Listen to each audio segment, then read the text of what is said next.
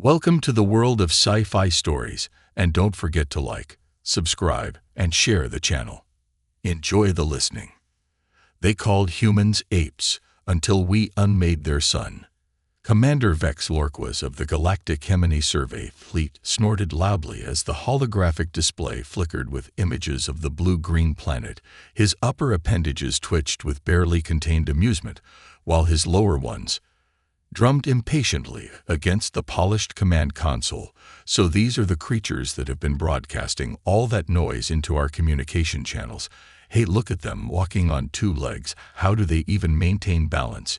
He threw his head back, mandibles clicking rapidly in the Zeronian equivalent of hysterical laughter. Science officer Nath Pell moved uncomfortably beside him, her luminescent skin flickering between shades of purple and blue. Commander, preliminary scans suggest they possess rudimentary intelligence, and the intelligence, please, Quaas interrupted, slapping his appendage on the console so hard several junior officers flinched. They're barely more than hairless apes.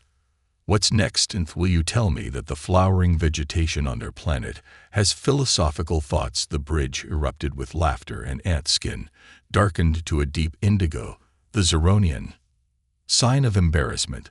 The atmospheric composition alone should have killed them off centuries ago, muttered Tactical Officer Brex Thorne, peering at the data scrolling across his screen. All that oxygen, it's basically a combustion catalyst. How they haven't self-elated is beyond comprehension. And their weapons? Quaas resumed, gesturing wildly at the display projectiles. They're still using metal projectiles. When was the last time any civilized species used something so barbaric? Lieutenant Kex, normally silent during these briefings, leaned forward with a frown. Their satellite technology seems fairly advanced for a species at their development stage, and they've managed to place autonomous rovers on their neighboring planet. Quaas rolled all four of his eyes simultaneously. Oh, my rovers, how terrifying. Should we surrender immediately? Perhaps they'll send us a strongly worded message via their radio waves. Next, he clutched his thorax, dramatically mimicking fear. Strategic advisor Malik Vorn cleared his throat, a wheezing sound like grinding metal. Commander, if I may, the hegemony protocols clearly state that all species with spacefaring potential must be properly evaluated before. Yes. Protocols. Quaas waved dismissively. Fine.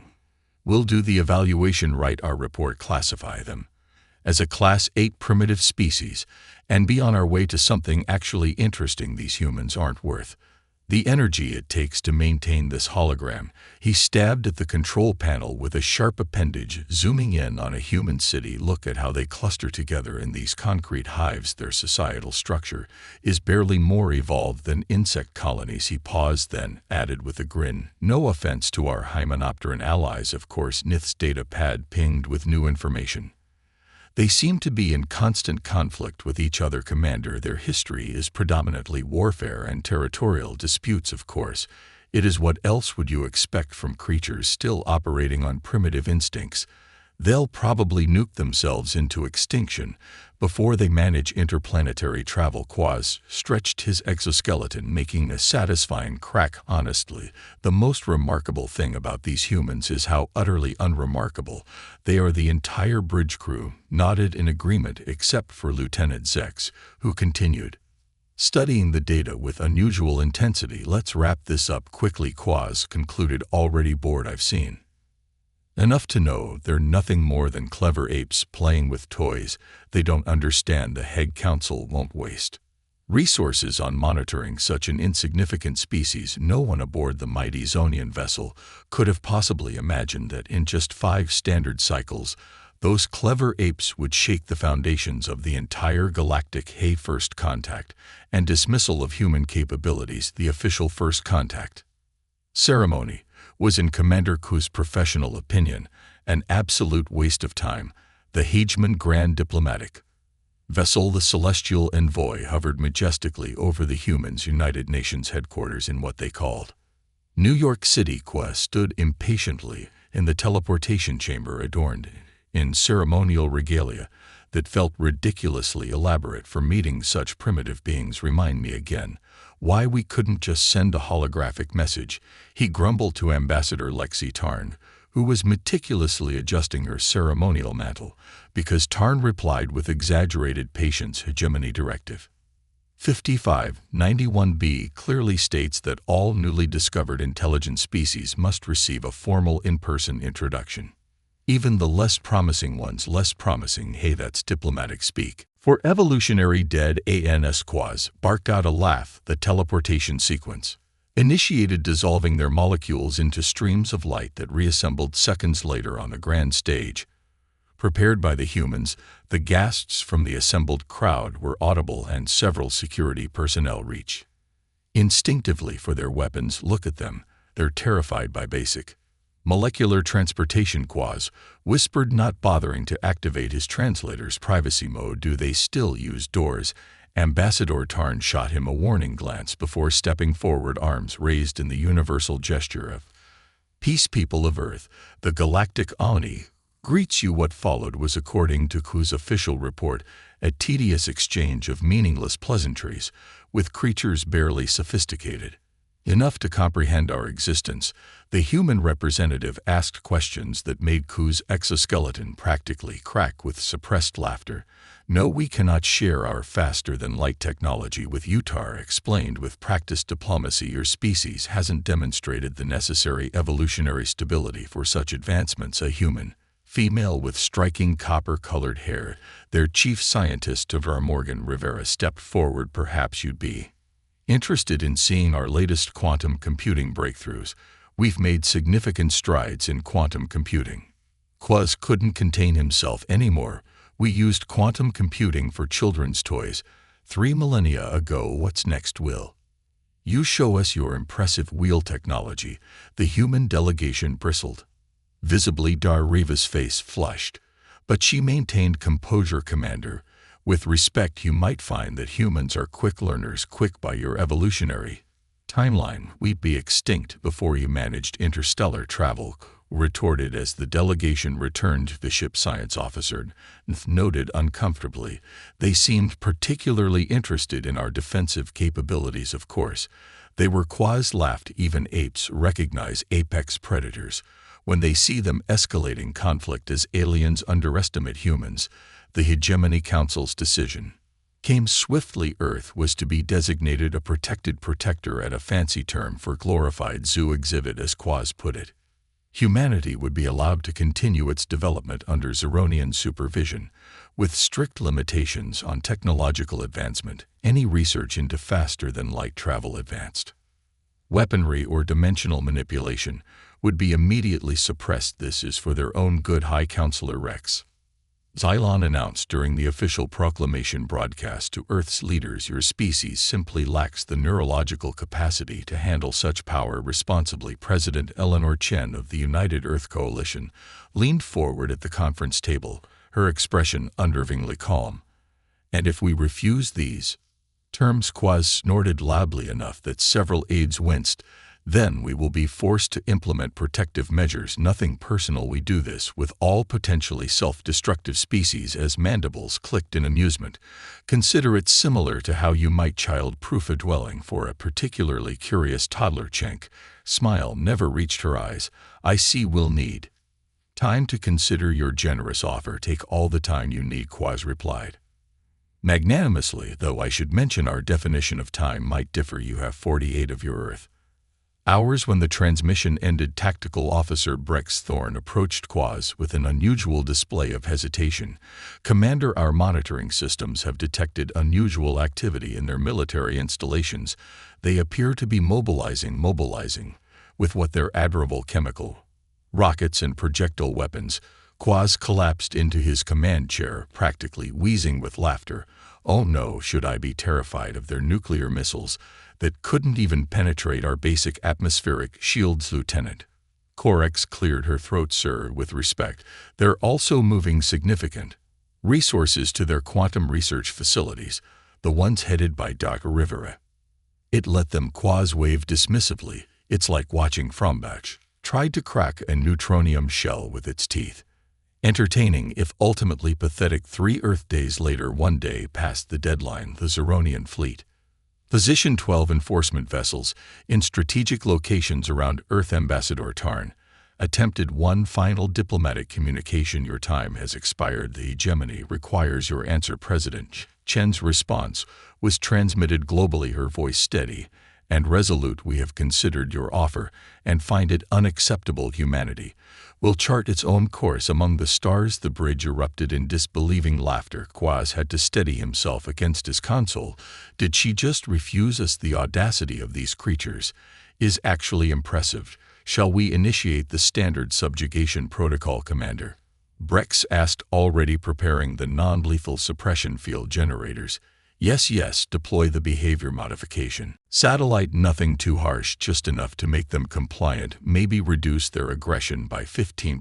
Quaas yawned, already bored with the whole situation. This will be over by dinner. The first suppression satellite exploded before it even entered Earth's upper atmosphere. What in the 7 moons of Zurat was that? Quaas leaped to his feet, mandibles clicking rapidly in confusion. Unknown energy signature. Sir Science Officer N.Y. Worth's voice had risen several octaves. It appears to be wait, that can't be right. Speak. Or if it appears to be a directed quantum disruption being. But that's impossible. They couldn't have developed that technology so quickly. Unless what Quaas growled. Lieutenant Zeeks finished her thought. Unless they've been studying us while we were studying them. A second satellite exploded, then a third on the main view screen. Thousands of small crafts suddenly appeared, rising from Earth's surface like angry insect from a disturbed nest. Impossible, Quaas whispered, his exoskeleton paling to a sickly yellow. They didn't have this capability 3 days ago. The comm system crackled, and Morgan Rivera's voice filled the bridge. As I mentioned during our first meeting, Commander, humans are quick learners. Perhaps you should have paid closer attention. Humans develop unexpected technology. The next 36 hours became what would later be known in hegemony historical archives as the awakening, though most Saroni preferred the less formal term, the moment. Quaas paced the bridge frantically, his exoskeleton now a mottled pattern of stress-induced color changes around him. Tactical displays showed the impossible 17 hegemony vessels disabled, their advanced propulsion systems completely offline. Howie, he shrieked, slamming his appendages against the tactical display. How are they doing this? They were using combustion engines a week ago. Science Officer NYID. This analysis came through in fragments, her voice trembling. It appears they've reverse-engineered aspects of our quantum communication technology and repurposed it into some kind of disruptive field generator. That's impossible, Quaas roared. Even with direct access to our technology, it would take a species centuries to understand the principles, let alone adapt them. Strategic Advisor Malikvorn, now looking considerably less smug than a week prior, cleared his throat. Commander, we've intercepted transmissions suggesting that the humans have been pooling their intellectual resources. Meaning what exactly? Meaning, sir, that they've apparently suspended all international conflicts, redirected their entire global economy toward technological development, and created what they're calling the Rivera Protocol, an open-source approach to scientific advancement. Lieutenant Korzex pulled up footage from Earth's surface on the main display. It showed massive facilities where thousands of human scientists worked in coordinated shifts, analyzing zirconia and technology through a decentralized network. They're operating in parallel. Zex explained, voice tinged with what sounded uncomfortably like admiration. While our scientists specialize over centuries, they've created teams that attack problems from multiple angles simultaneously. They're sacrificing depth for speed, and it shouldn't work. Quaas' square reached, his voice hitting octaves that made junior officers flinch. But it was working. The evidence was undeniable. Earth's orbital space was now filled with crude but effective defense platforms incorporating hybridized technology, part human ingenuity, part stolen Zeronian concepts. The human vessels themselves were still primitively constructed, but they now carried energy weapons that could actually penetrate hegemony shielding. They've done in days what took us millennia, whispered Niffer, scientific curiosity momentarily overriding her fear. A transmission from Earth interrupted Quas's impending meltdown. Morgan Rivera's face appeared on screen, looking exhausted but triumphant. Commander Quas, in light of recent Developments President Chen has authorized me to present revised terms for our relationship with the Galactic Hegemony. Revised terms. Quaas nearly choked on the words, "You primitive apes. Don't dictate terms to the hegemony," Rivera continued as if he hadn't spoken. First, Earth will remain sovereign and independent. Second, all hegemony forces will withdraw from our solar system immediately. Third, you will provide us with navigational data for safe passage through hegemony space. Tactical Officer Brex Thorne shook his head in disbelief. They'd gone completely mad, they think, because they disabled a few ships that they can. His words died as alarm screamed. Across the bridge on the tactical display, something impossible was happening. The hegemony flagship, the Eternal Dominion, pride of the fleet with defenses that could withstand a supernova, was reporting complete systems failure. Get me visual, Quaas demanded. The screen shifted to show the massive dread, now dark, and drifting around it swarmed hundreds of small human craft attaching devices to its hull. They're boarding at Lieutenant C's reported, voice hollow with shock. Commander Rivera's voice drew attention back to her transmission. Consider that demonstration. Are negotiating position. The devices currently disabling your flagship are what we called electromagnetic pulse generator. Surprisingly simple technology compared to your quantum weapons. Sometimes older, more primitive approaches can be quite effective. She smiled, and for the first time Quaas felt a chill run through his entire exoskeleton. Oh, and we've uploaded the complete schematics of your propulsion systems to every research facility on Earth. Our engineers find your reliance on crystal and quantum matrices rather inefficient. We've already developed several potential improvements. Impossible, Quaas whispered that word. Rivera replied, her smile broadening.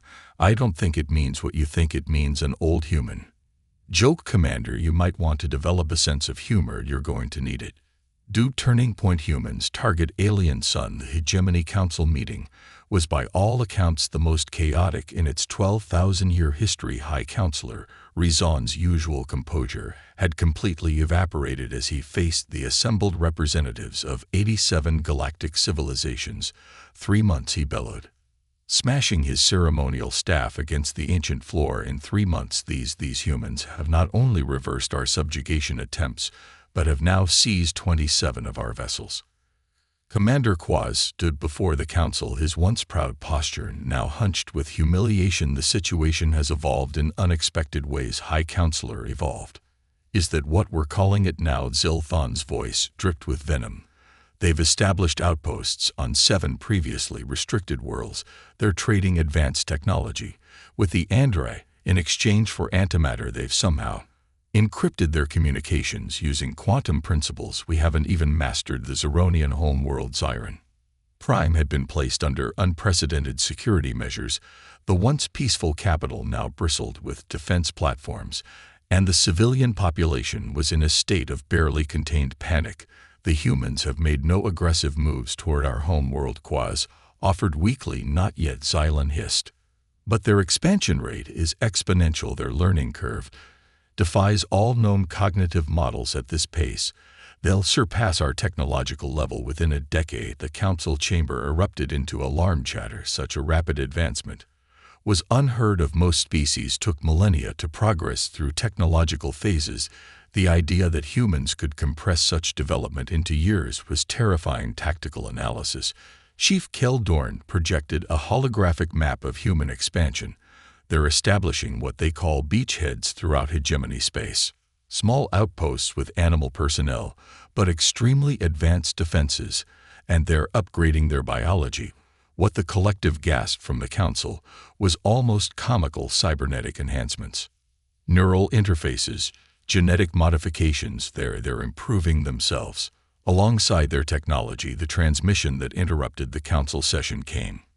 Without warning, every screen in the chamber suddenly displayed the face of President Eleanor Chen, flanked by Morgan Rivera, and a man introduced as Admiral James Blackwood. Esteemed Council, Chen began, her tone disturbingly pleasant. We hope to address you directly regarding recent developments. High Counselor Zilland sputtered in outrage. How dare you breach our secure communications? This council has stood for 12,000 years without Yes, Chen waved dismissively. Impressive longevity. Terrible security protocols, but we're not here to criticize. Admiral Blackwood stepped forward. We're here to demonstrate our seriousness. Observe the transmission split to show a small human vessel, positioned near a seemingly empty region of space, just beyond the Zeronian home system. What is this, Zillan demanded. Dr. Rivera smiled. This is what we call a proof of concept. The vessel you see contains our prototype stellar manipulation device, based partly on your quantum technology, and partly on principles your scientists haven't yet discovered. The human ship emitted a concentrated beam of swirling energy that seemed to tear a hole in the fabric of space itself. Through this rupture came a blinding flash, and on the other monitoring screens the Zeronian watched in horror as a small dwarf star in a neighboring system suddenly pulsed violently, its corona expanding before dramatically contracting. That, River explained calmly, was us adjusting the nuclear fusion rate of star GX 4293 from 4 light-years away, a star roughly the same size and composition as your own sun. The council chamber fell utterly silent. Now President Chen continued, shall we discuss those revised terms, or would you prefer a more dramatic demonstration involving Zion Prime's sun? Final confrontation and consequences. The emergency evacuation of Zion Prime began immediately following the council meeting. Millions of Zeronian crammed into transport vessels, the once orderly species now gripped by Prime fear. Commander Quaas watched from the command center as the mass exodus unfolded, his exoskeleton now permanently discolored with stress patches. This cannot be happening, he muttered for perhaps the 1000th time. Not to the hegemony, not to us. Lieutenant Corix, now promoted to crisis response director, approached him with the latest reports. The humans have established control points at all major hyperspace nodes surrounding our system. They're allowing civilian vessels to leave, but all military ships are being turned back. Allowing is Ku's voice cracked with indignation. We ruled this galaxy when their ancestors were still picking fleas off each other in trees, and yet here we are. Zex replied quietly. Councillor Zillan had refused evacuation, insisting on one final attempt at resistance. The hegemony's secret weapon, a reality-phasing device capable of shifting an entire planet into an alternate dimension, had been activated despite warnings that it was still experimental. The resulting catastrophe would later be known as the fracturing of Zeron. The device malfunctioned spectacularly, causing massive geological instability. Within hours, the once beautiful Zeronian capital was rocked by earthquakes, volcanic eruptions, and devastating tsunamis. And the humans came to help. Quaas watched in disbelief as human vessels swooped into the atmosphere, deploying what they called emergency response teams. These humans, the same species he had mocked as primitive apes just months ago, were now coordinating a planet-wide rescue operation with terrifying efficiency. They're setting up force field shelters in the southern continent, reported Science Officer Nith, her voice hollow with shock. Those designs, they're improved versions of our emergency protocols. Admiral Blackwood's flagship, the Terran vessel Prometheus, established orbit around Zion Prime and began coordinating the rescue efforts. His transmission to the remaining hegemony leadership was brief and to the point. We're establishing humanitarian corridors for evacuation. Your medical facilities are inadequate for this scale of disaster. We're deploying our medships with cross-species trauma capabilities. Quaas could not comprehend it. Why are they helping us? They could simply let us die. The answer came from an unexpected source.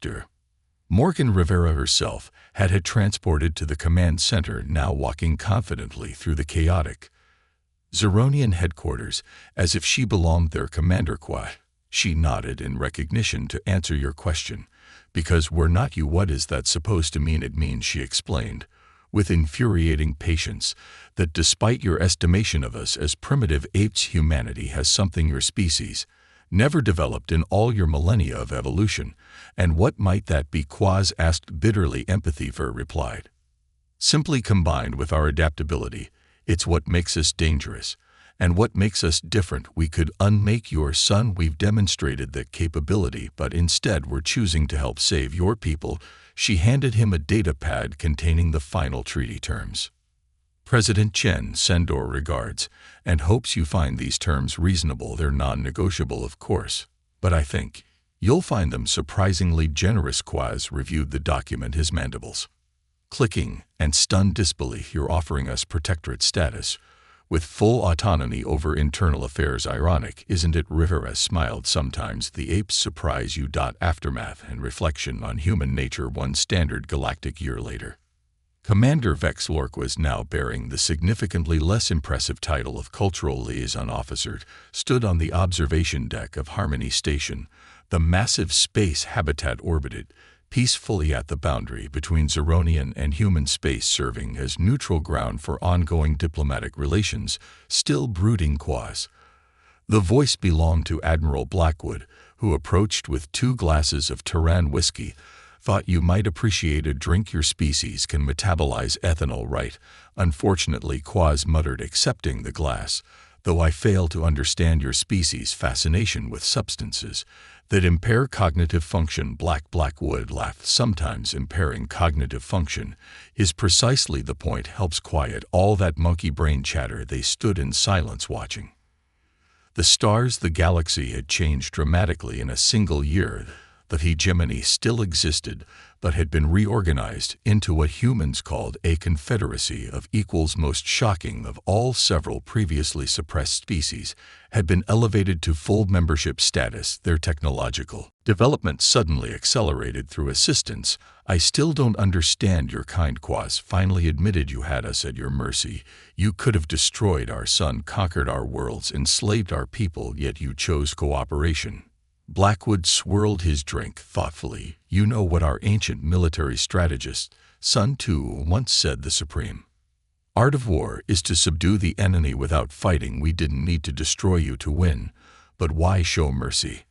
After our treatment of you, after we called you apes and primitives, the Admiral chuckled honestly. That part actually helped. When you expect nothing from someone, it's easy to exceed expectations. From another part of the station came the sounds of celebration. The Earth Embassy was hosting a reception for the newly formed Interstellar Science Cooperative, a joint venture between humans and 7 former hegemony species. Your Rivera is something of a god among our scientific community. Now, Ku noted, her parallel problem-solving methodology has revolutionized our research protocols. Morgan has that effect on people. Blackwood nodded. She actually argued most strongly against using the stellar manipulator as a weapon, said it would set a terrible precedent. Ku's mandibles clicked in begrudging respect. The demonstration was sufficient, though. I still wonder if you actually could have unmade our sun, or if it was partly a bluff. Blackwood's expression remained carefully neutral. Best not to find out, wouldn't you say? Through the viewport they watched as a human vessel prepared to depart. Its revolutionary hybrid drive, glowing with energy patterns that would have been unimaginable a year ago. Hundreds more were under construction in shipyards throughout what was now called the expansion zone. You're moving outward so quickly, Quaas observed. The frontier regions, the uncharted zones, beyond even our exploration. Aren't you afraid of what you might encounter? Admiral Blackwood's laugh was genuine. Afraid? Quite the opposite. We're excited. Fear of the unknown isn't really humanity's problem. If anything, we're recklessly curious. That's what troubles me. Quaas admitted. Your species adapt so quickly, learn so rapidly. What happens when you encounter something that triggers not your curiosity but your darker instincts? Blackwood's expression sobered. That's the real reason we chose cooperation with your people. Quaas, not just empathy but pragmatism. Humanity knows its own nature. We've spent millennia fighting ourselves. The last thing this galaxy needs is for us to export that particular human tradition. He gestured toward the celebration. We'd rather export this part of ourselves, the building, the discovering, the connecting. And if something threatens that, the Admiral's eyes harden momentarily, then they'll learn what you nearly did, that there's nothing more dangerous in this universe than humans who feel threatened, except perhaps, Quaas added quietly, humans who feel protective. Conclusion: aliens' new respect for human ingenuity. The annual Galactic Symposium on Emerging Technologies was being held on Earth. This cycle effect fact that still caused pale skin to fluctuate between disbelief purple and amazement gold. The former science officer, now director of the Joint Species Research Initiative, stood on the stage of the Grand Assembly Hall in Singapore facing representatives from over 200 worlds 5 standard cycles ago. She began her translator, converting her clicks and whistles into smooth human English. I stood on the bridge of a hegemony vessel and dismissed humans as, and I quote my own research logs, bipedal mammals. With delusions of significance, the audience erupted in laughter, including the human delegates. Today, she continued, I stand before you as living proof of the danger of underestimation. My civilization believed that evolutionary development followed a fixed timeline, that certain technological thresholds could only be crossed after specific biological adaptations. She gestured to the holographic display, showing the unprecedented growth curve of human innovation. We were wrong, catastrophically, hilariously wrong. Humans showed us that ingenuity, adaptability, and cooperation can accelerate development beyond any predictive model. Where we specialized in perfected single approaches over centuries, humans attacked problems from multiple angles, simultaneously accepting imperfect solutions and rapidly improving them in the front row there. Morgan Rivera nodded in approval. Beside her sat Lieutenant Quaas, who had defected to Earth during the crisis and now served as security coordinator for cross-species projects. The humans have a saying, Nerith continued, necessity is the mother of invention. When we threatened them, we inadvertently created the very necessity that drove their quantum leap forward, while what we intended as suppression became the catalyst for their ascension. She clicked her mandibles in the Zeronian expression of profound respect. But perhaps most remarkable is what they did with that power. Once attained, they could have destroyed us. Instead, they chose to elevate us. They taught us something we have forgotten across millennia of dominance. True advancement comes not from conquest, but from collaboration. The applause was thunderous as Neorith concluded her address. As she stepped away from the podium, she passed Commander Quaas, who now served primarily as a cautionary exhibit in human diplomatic training sessions. Quite the speech, he muttered, very magnanimous of you to praise the apes so eloquently. Nith's skin flushed with the deep blue of certainty. They have earned more than praise, Commander. They have earned respect, and perhaps the greatest lesson they taught us was the simplest: never judge a species by its appearance, or its pasted, only by what it becomes. When challenged, as if to punctuate her point, the symposium's main screens activated, showing the launch of humanity's first true interstellar colony ship. The massive vessel, built with technology that seamlessly blended human innovation with contributions from 12 former hegemony species, rose majestically from Earth's surface, its name visible in both human and Zeronian script on its gleaming hull seemed simultaneously like an invitation and a warning to the cosmos beyond. Curiosity